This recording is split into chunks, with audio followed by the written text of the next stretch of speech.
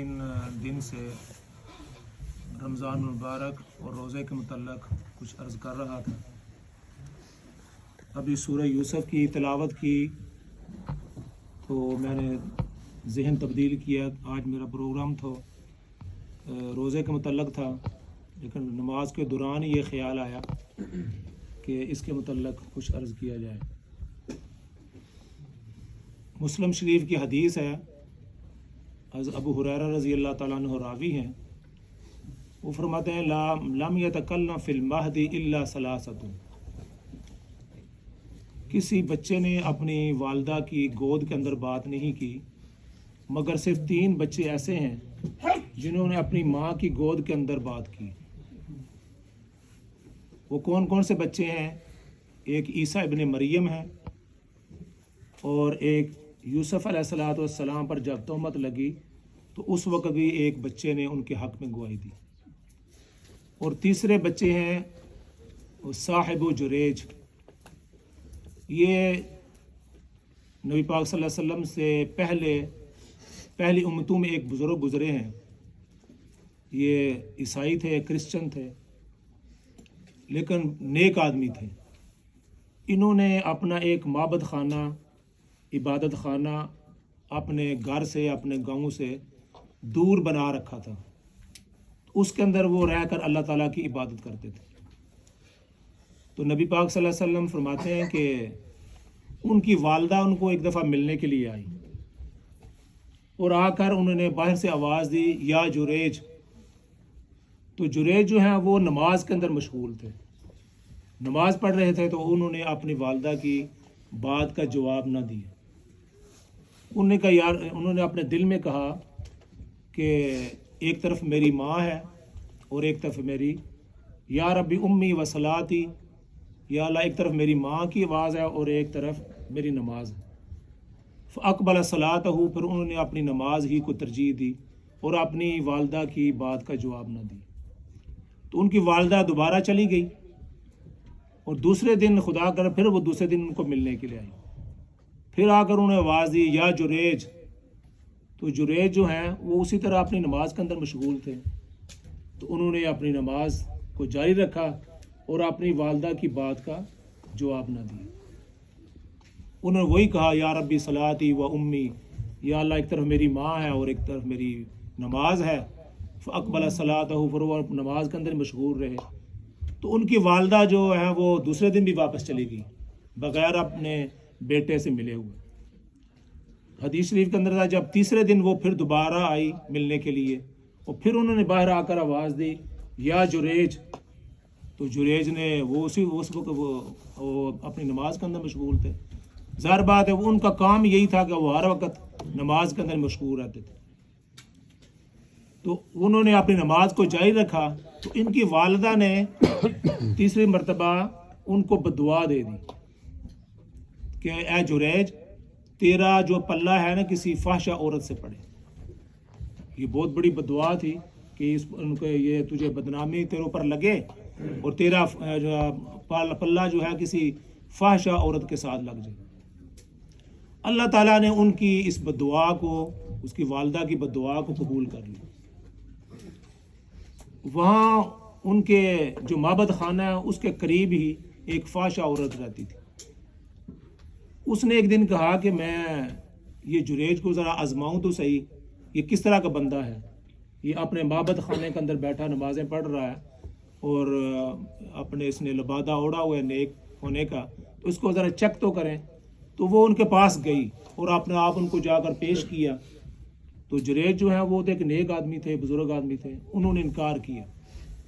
تو یہ وہاں سے نکل کر حدیث شریف کے اندر آتا ہے کہ وہ وہاں ایک چرواہا تھا جو بکری چراتا تھا، تو اس نے اس کے ساتھ منہ کالا کیا، تو اس سے جو ہے اس کو حمل ٹھہر گیا، اور جب وہ اپنے وقت پر بچہ پیدا ہوا تو لوگوں نے اس کو پوچھا یہ کس کا بچہ ہے، تو اس نے کہا یہ جریج کا بچہ ہے۔ یعنی اس نے تہمت حضرت جریج پر لگا دی کہ یہ جریج کا بچہ ہے، کہ میں نے جریج کے ساتھ منہ کالا کیا تھا تو یہ ان کا بچہ ہے۔ اب لوگ جو ان کو بزرگ سمجھ رہے تھے، نیک سمجھ رہے تھے، انہوں نے کہا کہ یہ کس طرح کا آدمی ہے؟ تو یہ تو اپنا اس نے تو زنا کیا اور اس سے یہ بچہ پیدا ہوا ہے۔ تو نبی پاک صلی اللہ علیہ وسلم نے فرمایا کہ وہ لوگ جو ہیں وہ سارے اکٹھے ہو کر آ کے انہوں نے جریج کو مارنا شروع کر دیا، ان کا جو معبد خانہ تھا اس کو بھی گرا دیا اور ان کو لعن طعن کرنے شروع کر دی۔ تو جب جریج نے کہا کہ بھائی میرا قصور تو بتاؤ، میرا قصور کیا ہے؟ انہوں نے کہا کہ وہ جو فلاں عورت ہے اس کے ہاں بچہ پیدا ہوا ہے، اور اس نے کہا کہ یہ جریج کا بچہ ہے۔ حضرت جریج جو ہیں انہوں نے کہا اس بچے کو تم لے کر آؤ میرے پاس۔ اب چند دن کا بچہ تھا، وہ 4-5 دن کا، 6 دن کا، 7 دن کا بچہ تھا۔ اس کو جب بچے کو لے کر آئے تو حضرت جریج نے کہا پہلے مجھے 2 رکعتیں نماز پڑھ لینے دو۔ نماز پڑھی، اللہ تعالیٰ سے توبہ کی، اور یہ جو امتحان آیا تھا اس کے اندر ان کی غلطی نہیں تھی، جو امتحان تھا اللہ تعالیٰ سے معافی چاہیے، اللہ مجھے اس سے بری کر، یہ میرا تو یہ کام نہیں ہے۔ تو نماز پڑھنے کے بعد جب انہوں نے دعا کی، اللہ تعالیٰ نے ان کی دعا کو قبول کیا، تو وہ بچے کو جب لے کر ان کے پاس آئے سارے، انہوں نے کہا میرا بچہ میرے پاس لے کر آؤ۔ تو حضرت جریج نے اس بچے کے پیٹ کے اندر اپنی انگلی چبا کر کہا اے بچے تو بتا تو کس کا بچہ ہے؟ تو وہ بچہ جو چند دن کا تھا، 2-4 دن کا، وہ بولا، اس نے کہا کہ میں فلاں چرواہے کا بچہ، میں کس کا بچہ ہوں؟ میں فلاں چرواہے کا بچہ ہوں۔ تو حضرت جریج کے حق میں اس بچے نے گواہی دی جو بول نہیں سکتا تھا۔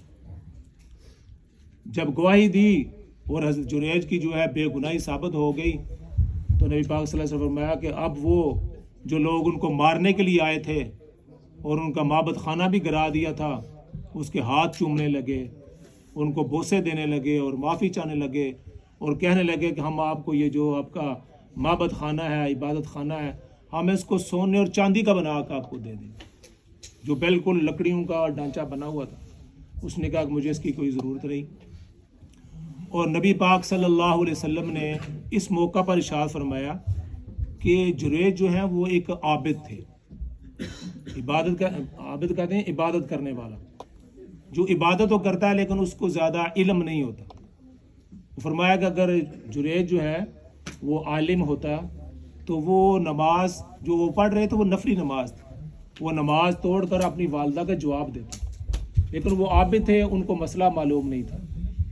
اور نبی پاک صلی اللہ علیہ وسلم نے اس موقع پر ارشاد بھی فرمایا، آپ صلی اللہ علیہ وسلم نے فرمایا لو ادرکت والدی او احدہما وانا فی صلاۃ العشاء وقد قرأت فیہا بفاتحۃ الکتاب، اگر میرے والدین زندہ ہوتے، اگر میرے والدین زندہ ہوتے، ان میں سے ایک زندہ ہوتا تو وہ مجھے بلاتے، کیا کہتے؟ فنادا یا محمد، کیا کہتے؟ اے محمد، لأجبتہما، تو میں ان کی بات کا جواب دیتا، میں نماز کے اندر ہوتا اور میں وقد قرأت فیہا بفاتحۃ الکتاب، اور میں سورہ فاتحہ بھی پڑھ چکا ہوتا، اور عشاء کی نماز ہوتی، اور میرے والدین مجھے اور فنادا مجھے وہ پکارتے تو لأجبتہما، تو میں ان کی بات کا جواب دیتا۔ تو نبی پاک صلی اللہ علیہ وسلم نے ارشاد فرمایا اور یہ اہمیت بتلائی، اور میں کہتا ہوتا ہوں کہ نبی پاک صلی اللہ علیہ وسلم کے بارے میں اللہ تعالیٰ نے ارشاد فرمایا لقد کان لکم فی رسول اللہ اسوۃ حسنہ، آپ کا جو اسوہ حسنہ ہے نا، آپ کی زندگی ہے، ایک ایک آپ اٹھتے کیسے تھے، بیٹھتے کیسے تھے، بات کیسے کرتے تھے، بیان کس طرح کرتے تھے، بازار میں کس طرح چلتے تھے، محفل کے اندر کس طرح بیٹھتے، ہر چیز جو ہے نا محدثین نے وہ جو ہے نا اس کو محفوظ کر دیا اور موجود ہے۔ اور اللہ تعالیٰ نے فرمایا کہ ان کا اسوہ حسنہ ہمارے لیے ایک مشعل راہ ہے۔ اب ہم زندگی گزارنا چاہتے ہو تو آپ صلی اللہ علیہ وسلم کی زندگی کو دیکھتے جاؤ۔ ایک جو میں یہ عرض کرتا ہوتا ہوں کہ یہ ہمارے پاس آپ کا اسوہ پریکٹیکل طور پر موجود نہیں ہے۔ کون سا؟ کہ آپ نے اپنے والدین کی خدمت کس طرح کی ہوگی، کیوں کہ آپ کی پیدائش سے پہلے آپ کے والد کا انتقال ہو گیا، آپ کی پیدائش سے ابھی آپ پیدا نہیں ہوئے اور آپ کے والد کا انتقال ہوا، اور آپ صلی اللہ علیہ وسلم کی جب عمر 8-9 سال کی ہوئی تو آپ کی والدہ کا بھی انتقال ہو گیا۔ تو ہمارے پاس وہ اسوہ نہیں ہے، کہ آپ صلی اللہ علیہ وسلم اپنے والدین کے ساتھ کس طرح کا سلوک کرتے تھے. آیا ان کی بات مانتے تھے, ان کی خدمت کس طرح کر ان کو تو موقع ہی نہیں ملا. تو یہ ہمارے پاس ان کا اسوہ اس طرح موجود نہیں ہے. جس طرح آپ اپنی ازواج مطہرات کے ساتھ آپ کا تعلق کس طرح تھا, آپ کا دوستوں کے ساتھ کس طرح کا تعلق تھا, تو یہ اسوہ نہیں, اس طرح عملی طور پر نہیں تھا.